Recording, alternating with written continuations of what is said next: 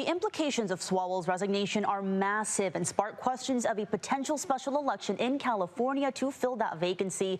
The resignation comes just a day after Swalwell suspended his campaign for governor amid those sexual assault allegations. They were quick to realize that this is a cancer that just sort of goes on and on and on. I think it was obvious right off the bat that he could not survive this. Back-to-back candidate chaos surrounding Eric Swalwell as he, in less than 24 hours, announced his resignation from Congress and the suspension of his campaign for governor amid serious allegations of sexual assault. Swalwell has denied any wrongdoing. The crowded Democratic gubernatorial field now down to 7 leading candidates. The big question, to which candidate or candidates will the Swalwell voters go? Do they go to one of the front runners, Katie Porter or Tom Steyer, or do they go to someone else like Javier Becerra or Villaraigosa or one of the other candidates?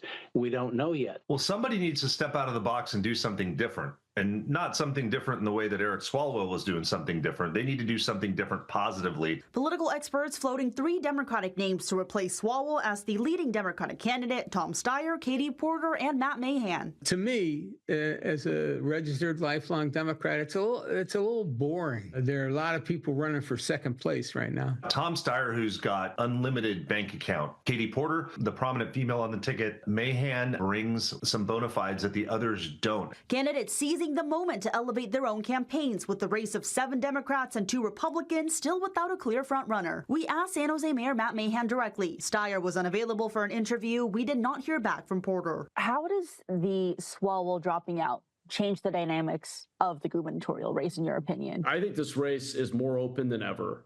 I jumped in just 2 months ago because I didn't see anyone in this field. Your late entry, is this your chance to make up for that? Well, Jenny, I'm working 24/7. The lack of Democratic consolidation highlighted even more as rumors of former Vice President Kamala Harris running as a write-in candidate surfaced. Harris had already declined to run. When asked about the potential, her campaign provided an indirect no. I think she'd be a shoo-in. That kind of campaign is extraordinarily difficult, if not almost impossible to do on a statewide level. On the Republican side, the party also failed to endorse either Steve Hilton or Chad Bianco ahead of the primary. The lack of consolidation in the Republican Party is actually good for the party in that there's a potential for both Republican candidates to make it to the runoff. Because I think a Republican's going to occupy the number 1 slot, and then you're going to have a Democrat in the number 2 slot, and then, of course, that likely flips in November.